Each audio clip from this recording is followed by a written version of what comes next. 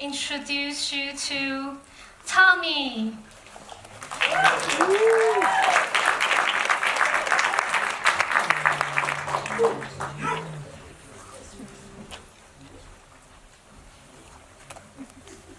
Do you guys remember this little fella? It's a mechanical magnetic drawing board that uses knobs to create lithographic images called the Etch-a-Sketch. Amazing dope toy, but there's a catch. There's a catch. The quality of the image highly depends on the consumer's ability to draw it. And as a kid, I wanted my damn money back. You see, as much as I played with this toy as a kid, I didn't. Before I dove into the pleasureless enjoyment of the toy itself, I was provoked by the overlooked power that this toy actually carried. So instead of playing, it's like I was understanding. I was understanding that this toy was in fact a piece of art. Picasso once said that art is not truth, art is a lie that makes us realize the truth. And within the lie of this carefree looking toy, I realized that no matter how bad I sucked at drawing on this, I could always just shake it clear and try again and redeem myself. To an artist, I was never good enough to be considered one. And to a productive member of society, there are many times in my past where I struggled to make my contribution. I'm going to tell you all how I stopped allowing life to draw up the image of myself that I wasn't satisfied with, and how I took control of the knobs of my potential. I was born on the east side of San Jose with an identical twin brother. I was born on the east side of San Jose with an identical twin brother named Robert. You know, we were born in a notably gang-infested neighborhood. My mom always told us it's like tag. You two just be yourself, watch over each other, you'll never be it. You see, where I'm from, there's more houses than homes. A home's a place you look forward to being because you and your family created this intimate connection there. And we had that. I was raised by a powerful single mother and grandparents who didn't enable us or disable us, but they provided us with enough room to grow without confining our instinctive personalities. You know, they taught us not to idolize anybody, and they made it clear that we become our own man, despite how similar me and my twin brother were. In our early years, we embraced our twin shit, full throttle, you know, matching clothes, bunk beds, swapping names for the day, and even taking one for the team when we were really innocent. I wasn't dead. You see, our oneness allowed us to share the same Etch-a-Sketch board as we created a vision, and our potential thrived off one another. You see, as we got older, our passion for sports and academics only increased, creating an imbalance in our social life. As we sacrificed early years of high school partying and just hanging out for more time training and studying, sometimes too extreme. We chased after our dreams as if we were running out of time. And by the time senior year came, everything made a dramatic turn for the worse. Society's false perception that twins were indistinguishable in all aspects really started getting to my brother's head, and he let that parallel view that we felt from others create this internal drive that made him want to fight for his individuality, ultimately pushing me and him away from each other, so we became strangers for once. It's as if I got home, and I seen him drawing on his Etch-a-Sketch board, and as I went to go collaborate, I tripped over another board, realizing that this was indeed our original board, and he had to get a whole new one because he knew his values and his morals and his goals didn't align with mine anymore. And as he became more successful with peer pressure, he started experimenting with things like drugs, alcohol, which led to him being misused and misled into doing things that went against his nature, like committing robberies. And it all happened so fast, I'll never forget the day when, I was woken up to hearing my name being called out of a megaphone. It said, Gutierrez, Gutierrez. As I walked over half asleep to look and see what was going on, I was surprised to see a block full of SWAT and sheriffs. By the time I turned around, the SWAT team broke in my door. They pointed their guns on me and demanded me to get down or they'll shoot me. I got down and I was shackled and hemmed up for the first time in my life. And all I could think about was where my twin brother was. As they were taking me down to the cop car, they got a call back on the other radio saying that the other raid got the correct twin and I was the innocent one, so they let me go. If I was aged by pain, and that was the day I was born, I shook and shook the Etch-a-Sketch board as hard as I could, but for once I was faced with an image that refused to be erased, the image of his circumstances. So I tossed the board in the river of doubt, but little did I know some images just take a little longer than others to be erased. His first deal was 45 years, and I took it like he died.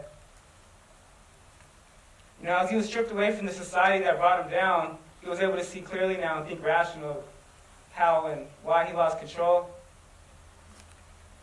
He reached out to me begging for my forgiveness, begging that I could, hoping that I could just live for the both of us. Saying things like, you're the left leg, I'm the right leg, chase after our goals and dreams. Please, Tommy, you got to do it now. And I couldn't grasp that urgency, that motivation. I was overwhelmed with grief, which led to me being emotionally hijacked. And with my inability to cope and identify and manage all of my emotions, I turned to drugs too, to numb the pain. My ability to really overcome peer pressure, and that's worked for me my whole life, was now being distorted. And I knew my behaviors and my behaviors were just contradicting my all attitudes and beliefs. But to avoid the discomfort of cognitive dissonance when you're doing something opposed to what you really want, I just kept submerging myself deeper and deeper into this hazardous lifestyle. I pushed everyone away. Instead of being myself, society as I've always been, I became society out of myself. I became a follower. And I became worse than my brother ever was. All in a matter of a year, I caught an accumulation of cases, in and out of jail, bailing out, just digging a deeper hole. And I applied my competitive nature that I used in sports, to school, to the streets by trying to be the best. I was only becoming the worst. It's like my certificates, my awards, everything it's like they became, it's like they became, like the credibility, street credibility that I manipulated myself into valuing. And even as fearless as I thought I was scared to die victim to the street wars I was engaging in. The cops weren't the only people I was worried about, and when you live by the gun, I was just scared to die by it. I remember one day in particular when the cops, had me cornered in and I was running. I was already on the run. And there was a patrol unit on every corner, and as they were coming in closer, I just kept running. And as they pulled their firearms on me, I remember it was in those moments of desperation when what came to my mind the most was my goals and dreams.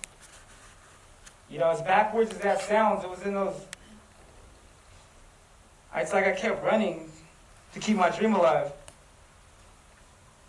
And I got away that night, but I didn't get away from the thought of knowing that by continuing to be on the run, I was one pushing my dreams away from ever, coming to life. So I turned myself in.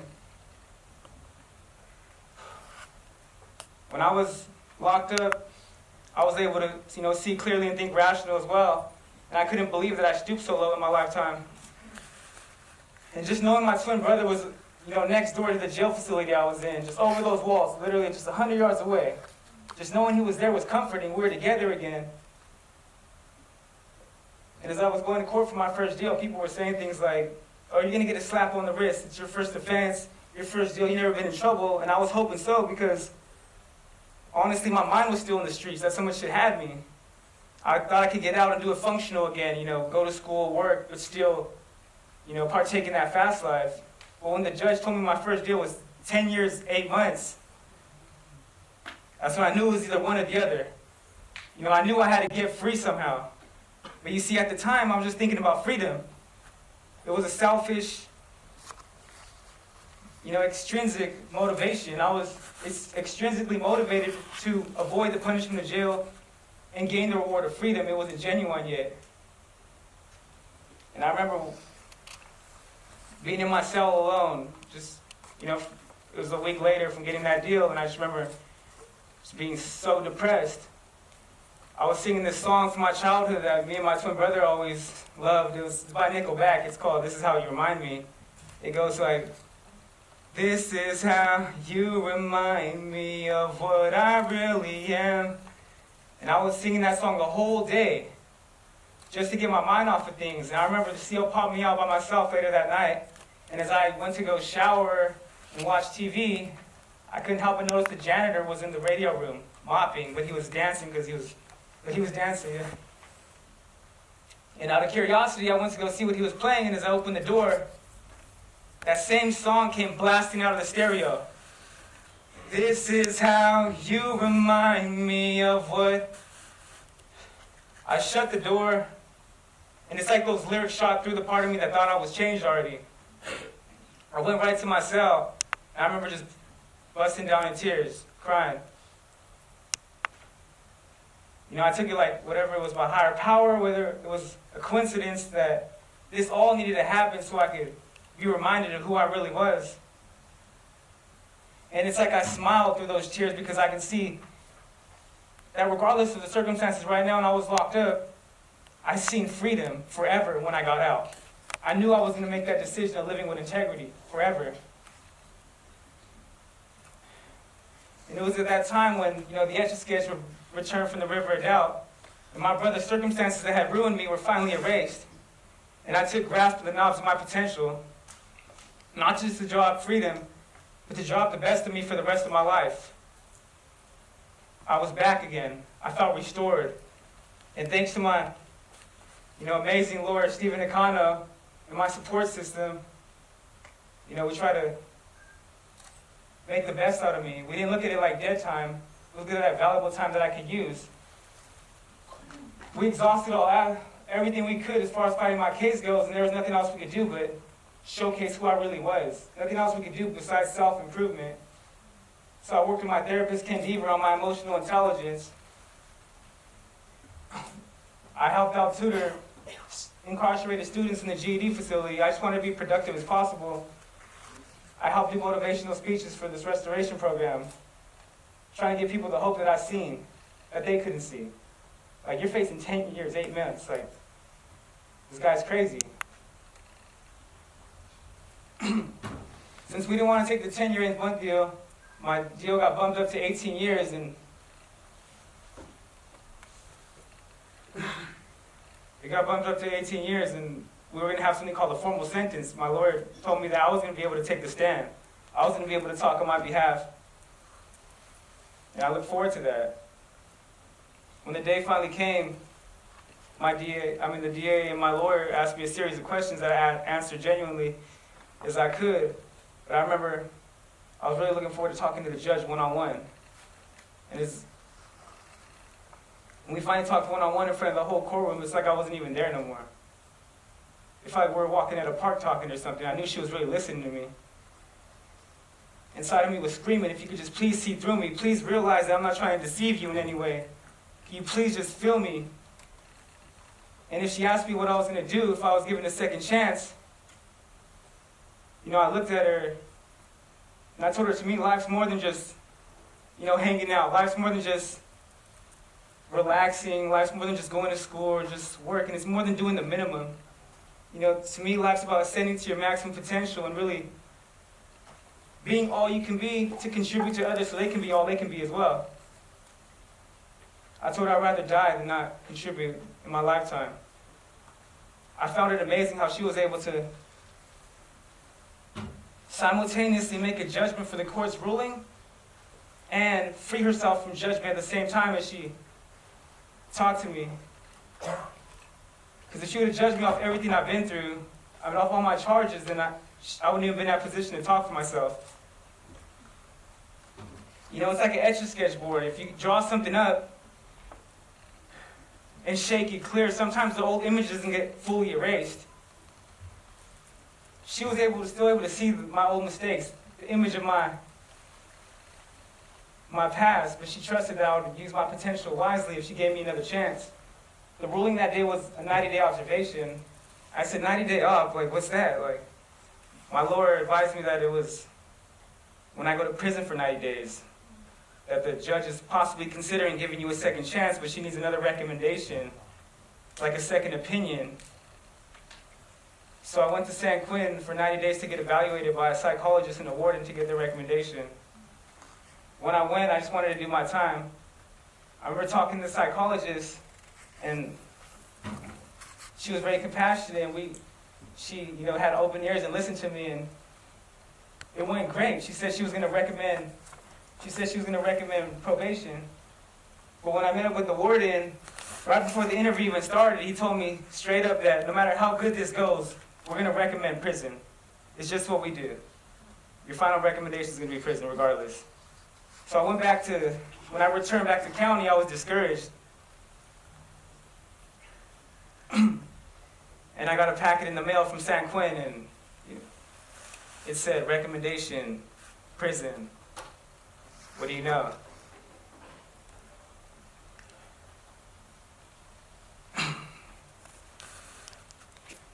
I still had hope, and thank God I had a resilient lawyer who filed a motion, because everything that they were saying in that packet, everything they were saying in the evaluation is the psychologist, the warden, kind of favored me being a good candidate in society. So he filed a motion saying that they were contradicting what they were saying. The night before my final court date, I remember staring out my cell, looking at downtown city. Just staring at my city, just looking out, and I could just feel the freedom. There was still hope because of that motion my lawyer filed. The next day on my court date, I remember sitting down, and all my family were behind me, all my family and friends, and they were all crying, hopeless. I remember sitting down as my lawyer, the judge, the DA went to the back to have a discussion for the final decision. I was just praying I didn't get the 18 years. I was sitting down, picturing my brother facing the 15 years he ended up getting sentenced to. I was picturing myself facing something similar, and we could possibly run into each other behind the walls and be reunited. Then I shut the door on that thought, and I pictured myself getting out again. I pictured myself creating opportunities.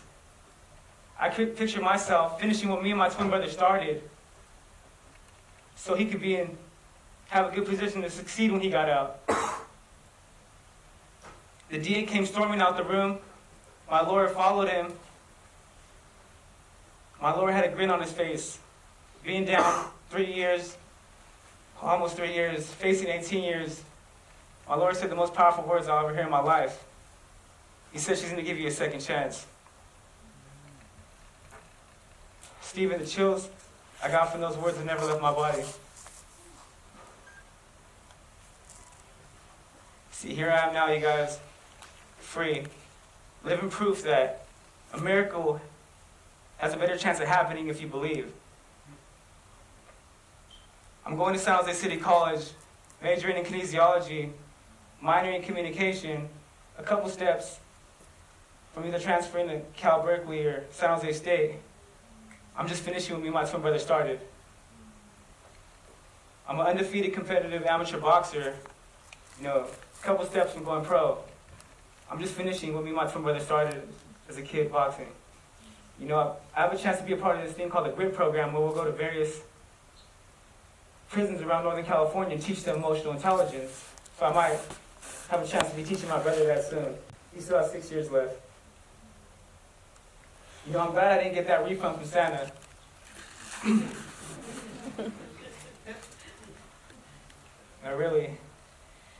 If you guys can take something home, I hope you guys can see that I was more imprisoned by my actual mindset than the jail or penitentiary. And if you guys ever face any circumstances that seem immovable, that lock you up, remember you can always shake them free.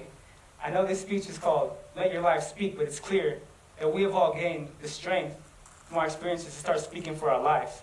We have all been through similar circumstances in our past, similar adversities that had a negative impact on us and derailed us from the path that we were on originally. But they also create this internal strength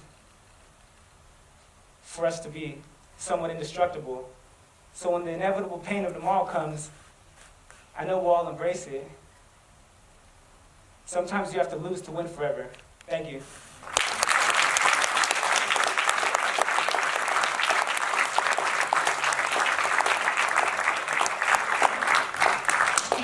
Tommy.